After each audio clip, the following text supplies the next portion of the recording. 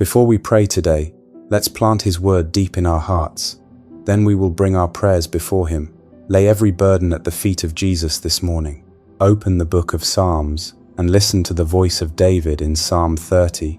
This is not a man writing from a distance. This is a man who has been in the pit, who has felt the cold grip of despair, the silence of what felt like abandonment.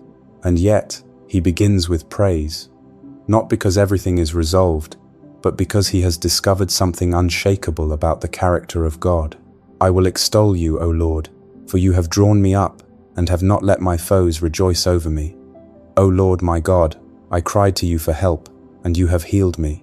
O Lord, you have brought up my soul from Sheol. You restored me to life from among those who go down to the pit. Psalm 30, verses 1-3. Did you catch that? You have drawn me up. Not I climbed out, not I figured it out, not I was strong enough. God drew him up. God reached into the lowest place, into the pit, and pulled him out. That is the God you are bringing your burdens to this morning. Not a distant deity, not a God who watches from above with folded arms, a God who reaches down. And then, just a few verses later, David says something that will rearrange your morning if you let it. For his anger is but for a moment, and his favor is for a lifetime. Weeping may tarry for the night, but joy comes with the morning. Psalm 30-5. Weeping may tarry for the night. Maybe it has. Maybe the night was long. Maybe the night has been going on for longer than one night. Maybe it has been a season, a year, a chapter of your life that feels endless. But the word of God does not say, weeping lasts forever. It says joy comes with the morning. And this is morning. Whatever time you are reading this is your morning. This is the moment the Lord is using to say the night is breaking. Let me carry what you've been carrying through it. God has not forgotten you in the darkness. He has been drawing you toward this moment. I want to tell you about a moment in the book of Exodus that is one of the most electrifying scenes in all of Scripture. For 400 years, the people of Israel had been enslaved in Egypt. For centuries, generations were born, lived, and died in chains. They knew nothing but brick and mortar and the crack of a whip. Their prayers had risen, their cries had gone up before God, and for 400 years, from the outside, it might have looked like heaven was silent. But God was not absent. God was not indifferent. He was moving, preparing, working in ways no human eye could track. Then came the Red Sea, Pharaoh's armies behind them, walls of water on either side, an impossible situation with no visible escape. And God parted the sea. He opened a path through the impossible, and Israel walked through on dry ground. And when they emerged on the other side, when the water crashed down and swallowed Pharaoh's horses and chariots, and the entire military machine of the most powerful nation on earth, what did they do? They didn't stand in stunned silence. They didn't sit down in therapy circles to process their trauma. They sang. Moses led the men, and Miriam the prophetess, the sister of Aaron, grabbed a tambourine, and the women poured out after her, singing and dancing. I will sing to the Lord, for he has triumphed gloriously. The horse and his rider he has thrown into the sea. The Lord is my strength and my song, and he has become my salvation. Exodus 15:1-2. Every lash, every brick, every midnight cry in the darkness of Egypt, every burden they had carried for 400 years, in one morning it was gone, swallowed by the sea, and their mouths, which had been filled with groaning, were suddenly overflowing with the highest praise. And then God said something I need you to hear this morning. I am the Lord, your healer. Exodus 15:26. That is his name. That is his identity. The Lord who heals. The Lord who restores. The Lord who turns mourning into dancing and sackcloth into gladness. So I want to ask you something quietly and directly. What is your Egypt? What has held you for longer than makes sense? What burden have you been carrying that feels so long that you've stopped expecting it to change? Because the God who parted the Red Sea is the exact same God you are praying to this morning. His power has not diminished, his arm has not grown short, and he is still in the business of making paths through impossible situations and drowning what has been chasing you. Lay it down, lay your Egypt at his feet, and then watch Psalm 30-11, 1-2 come alive in your life. You have turned for me my mourning into dancing. You have loosed my sackcloth and clothed me with gladness. that my glory may sing your praise and not be silent. O Lord my God, I will give thanks to you forever. This is the testimony God is writing over your life. Not the mourning, the dancing, not the sackcloth, the gladness, not the silence, the praise. Now, I want to take you to one of the most stunning moments of burden laying in the entire New Testament, a man named Stephen. Stephen was a man full of the Holy Spirit, full of grace and power, and he stood before the Sanhedrin, the highest religious court in Israel, and preached one of the most powerful sermons in the book of Acts. He traced the entire arc of God's redemptive history, from Abraham to Moses to the temple to Jesus, and he held nothing back. It cost him everything. But he, full of the Holy Spirit, gazed into heaven and saw the glory of God, and Jesus standing at the right hand of God. Acts 7:55. They dragged him outside the city. They picked up stones, and in the middle of being executed, in the middle of the most violent, unjust, unbearable burden a human being can carry, Stephen did not harden. He did not curse. He did not demand justice in his own hands. He knelt down, and with the stones striking him, with his last breath available to him, he cried out, "Lord, do not hold this sin against them." Acts 7:60 says, "And when he had said this, he fell asleep. He laid every burden at the feet of Jesus, even the burden of injustice, even the burden of betrayal, even the burden of his own death. He carried no unforgiveness into eternity. He carried no bitterness, no hatred, no fear. He looked up, saw Jesus standing at the right hand of the Father, standing on his behalf, and he let everything else go. This morning, I want to ask you gently, is there a stone someone has thrown at you that you are still holding? Is there an injustice you haven't been able to release? A hurt that hardened into something you carry in your chest every single day? Stephen shows us what it looks like to let it go. Not because the injustice didn't matter, but because Jesus is standing right now at the right hand of the Father on your behalf, and he can carry what you were never designed to carry alone. Now let's pray. Father, I come to you this morning with everything.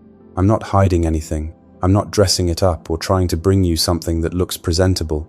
I'm bringing it all. The mess, the fear, the grief, the weight I've been carrying that I was never supposed to carry alone. You know what's on my chest right now. You know what woke me up before the alarm did. You know the names I'm carrying, the situations that feel impossible, the prayers I've prayed so many times. I've started to wonder if you heard them. You know all of it. And I'm choosing this morning to believe what your word says, that you are drawing me up, that you have not let my foes rejoice over me, that even now you are restoring me from the pit. Lord, I want to do what David did. I want to extol you even before the situation is resolved, even before the answer comes, even in the middle of the waiting, because you are worthy of praise, not because of what you've done lately, but because of who you are eternally. You are the God who is gracious and merciful, the God who is majestic in holiness, awesome in glorious deeds, doing wonders. Who is like you, O Lord? Nobody. Nothing. There is nothing in heaven or earth that compares to you. So I lay it down. I lay it at your feet right now. I lay down the burden of that relationship, the one that's broken, the one that's cold, the one I don't know how to fix. I lay it at your feet. Lord, you are the healer of broken things. You are the restorer of what the enemy has tried to steal. You can do what I cannot do. I lay down the burden of financial pressure, the bill I don't know how to pay, the provision I can't see on the horizon. Lord, you parted a sea. You drowned Pharaoh's army in one morning. You can move in my situation in ways I haven't even thought to ask for. I trust you with this. I lay down the burden of fear, the anxiety that climbs in before I'm fully awake, the dread of the unknown, the what-ifs that multiply in the dark. Lord, you have not given me a spirit of fear. You have given me power and love and a sound mind. I receive that this morning. I choose that this morning. Let your perfect love cast out every fear that has tried to take up residence in me. I lay down unforgiveness. Father, I'll be honest. There are people who have hurt me, and I'm still carrying those stones. I've been holding on to them longer than I should, but I think of Stephen, how he knelt in the middle of being killed, with the breath being taken from him, and said, Lord, do not hold this sin against them. And I want that. I want that kind of freedom. I don't want to carry what he refused to carry, even in death. So, by your grace, I forgive, I release. I lay that down at your feet and trust you to be the judge. I lay down the burden of division, the walls I've built. Lord, the people I've written off as beyond reach, the categories I've created for who deserves grace. Break those walls in me. Father, let your Spirit fall on the rooms I've said you couldn't enter. Expand my heart. Expand my capacity to love the way you love, without partiality, without condition, without limit. I lay down the unanswered prayers. Lord, I have prayed things that still haven't come to pass, and I'll be honest, sometimes that silence feels. Sometimes it feels. But you reminded me this morning that Cornelius's prayers ascended as a memorial before you. Every prayer I have ever prayed is known by you. Not one of them has been lost. You heard every word. And you are working in ways I cannot see, moving in timelines I cannot track, answering in forms I haven't recognized yet. Help me trust you in the waiting. And Lord, I want to walk in truth today, because I know that there is no greater joy in your heart than to see your children walk in truth. Let that be me. Let me walk in the truth that I am loved with an everlasting love. Let me walk in the truth that your mercies are new this morning. Let me walk in the truth that the same power that raised Christ from the dead lives in me, and that power is available for everything I face today. Help me to seek the things that are above. When my mind starts drifting toward what I cannot control, anchor me in what you have already secured. When fear starts rising, let the name of Jesus rise louder. When the weight tries to return to my shoulders, remind me that it is already at your feet and that I don't have to pick it back up. You are my strength and my song. You have become my salvation. I will not stay silent. I will sing to you, Lord, for you have triumphed gloriously over everything that has ever tried to destroy me. The night may have been long, the weeping may have tarried, but this is morning, and you promise joy comes with the morning. So, I receive it. I receive every bit of it. The joy, the healing, the dancing, the gladness, and the freedom, the fresh mercy, the steadfast love, the presence of the Holy Spirit moving through me, and around me, and ahead of me today. I give you this day, Lord. Every hour, every conversation, every decision, every moment I don't know is coming. I lay it all at your feet, and I trust with everything in me that the God who drew David up from the pit, who parted the sea for Israel, who stood for Stephen in his dying moment, who broke down every wall between Jew and Gentile, that God is taking everything I've just laid down, and He is working with it in ways that will one day make me say, "You have turned for me my mourning into dancing." You are worthy, Lord. You are worthy of every burden I carry, every prayer I whisper, every tear I have cried in the dark. You are worthy of my full trust and my whole heart. Thank you for this morning. In the mighty, matchless, and undefeated name of Jesus Christ, Amen. In Jesus' name, this prayer is released over you right now. Receive it into your spirit.